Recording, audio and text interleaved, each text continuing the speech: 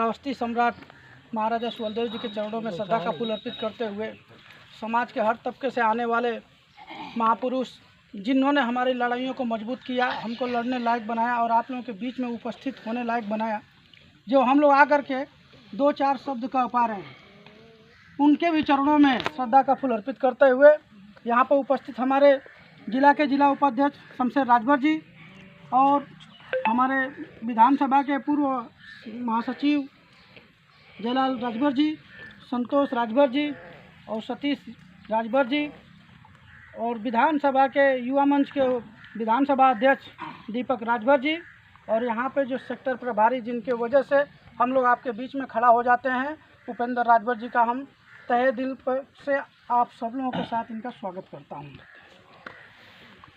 देखिए, हम जो आते हैं आपके बीच में, ये एक ऐसा रिश्ता है।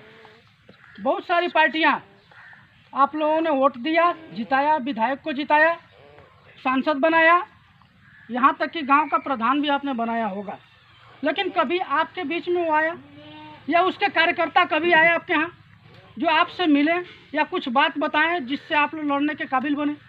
ऐसा किसी पार्टी का कोई भी व्यक्ति कहीं भी देखने को नहीं मिला होगा। लेकिन माननीय कांशीराम जी धन्य हैं जिन्होंने इस धरती पे पैदा हुए और शोषित वंचित समाज की लड़ाई लड़ने का काम किया और लोगों को बताया कि लड़ाई किस ढंग से लड़ी जाती है। उन्हीं के साथ हमारे माननीय ओम प्रकाश राजभर जी चले कैडर के साथ और उनसे सीखा उन्होंने कि कैसे समाज को जगाया जाता है और आपके बीच में आए और आपने समाज को जगाने का काम किया। धीरे धीरे शोषित वंचित समाज को लगा कि ये लड़ाई जायज़ लड़ रहे हैं, तो उनके साथ हमारे जैसे लोग भी जुड़ने का काम किए। बात सही है कि नहीं? सही। तो इसी लड़ाई को और मजबूत और धार देने के लिए, जैसे आप लोग चारा मशीन काटते हैं डेली, तो एक दिन ऐसा आ जाता है कि उसका भी नट बोल्ट खोल करके और लेकर के गाना सा जाके पिटवाते हैं या तो धार लगवाते हैं। तो धार जब लग जाता है तो फिर दोबारा वो काटने लगता है। ठीक उसी तरह से ये संगठन है। संगठन का काम जो होता है चौपाल के माध्यम से होता है। जब हम लोग चौपाल लगाने आते हैं तो वही धार देने का काम करते हैं। जो भी चीज़ हम लोगों ने आपको बताया अब तक, उससे कुछ नई चीज़ें आ जाती हैं जो आपके बीच में हम लोग लेकर आते हैं, उसको बताने का काम करते हैं। दिशा निर्देश हमेशा नया नया बनता रहता है कि आज हमको आपके बीच में क्या करना है, आपके बीच में क्या करना है, आपको किस ढंग से लड़ाई लड़नी है, ये सब हमको बता करके यहाँ पर आपके बीच में भेजा जाता है। आप लोगों ने एक नेता पैदा किया, माननीय ओम प्रकाश राजभर जी। आज पूरे हिंदुस्तान की राजनीति उनके पीछे पड़ी हुई है। ये बात सही है कि नहीं है? सही। आप लोग देख रहे हैं, टीवी पे देख रहे हैं, न्यूज़ में देख रहे हैं, पेपर पे देख रहे हैं, कोई ऐसी जगह नहीं है जहाँ पर आपके नेता की चर्चा नहीं हो।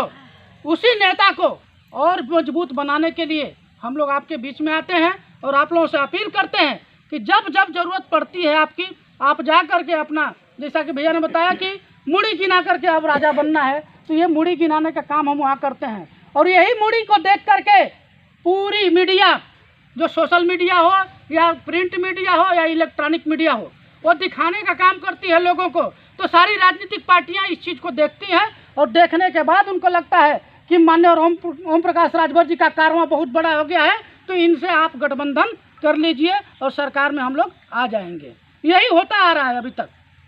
लेकिन इस चीज़ को भी आपको जानना जरूरी है कि जिस मुस्तैदी से और मजबूती के साथ आप लोग माननीय ओम प्रकाश राजभर जी के साथ खड़े हैं, ठीक उसी मुस्तैदी और मजबूती के साथ विधानसभा के अंदर कोई काम आपकी बातों को रखने का काम करता है, तो उनका नाम है माननीय ओम प्रकाश राजभर जी। इन्हीं सारी चीज़ों को हम लोग बताने आपके बीच में आते हैं।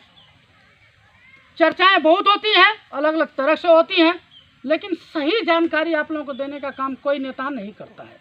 भाजपा को हम लोगों ने जिताया, बसपा को जिताया, कांग्रेस को जिताया, सपा को जिताया, लेकिन क्या आपके बीच में कोई चौपाल लगाने आया?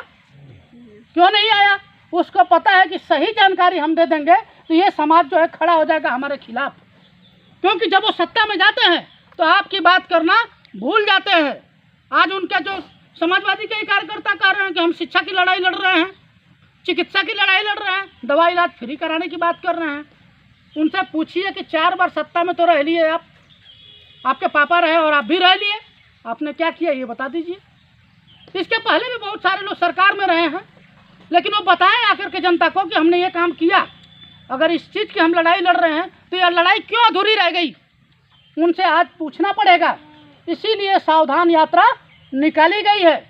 पूरे 75 जिला में सावधान यात्रा चल रही है और यही माननीय ओम प्रकाश राजभर जी और उनके लड़के और उनके जितने भी नेता हैं उनसे जुड़े हुए वो जा कर के लोगों को ये बताने का काम कर रहे हैं कि आपकी लड़ाई यहाँ पर है, इसी ढंग से आपको लड़ाई लड़नी है। अगर आप मजबूती के साथ डटे रहे तो आने वाले समय में आप अपना हक अधिकार पाने से कोई वंचित नहीं कर सकता है।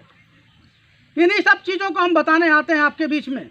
लड़ाई ध्यान रहे कि एक दिन में नहीं जीती जाती है।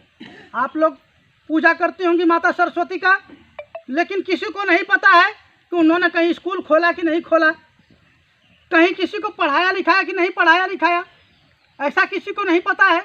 लेकिन पूजा होती है।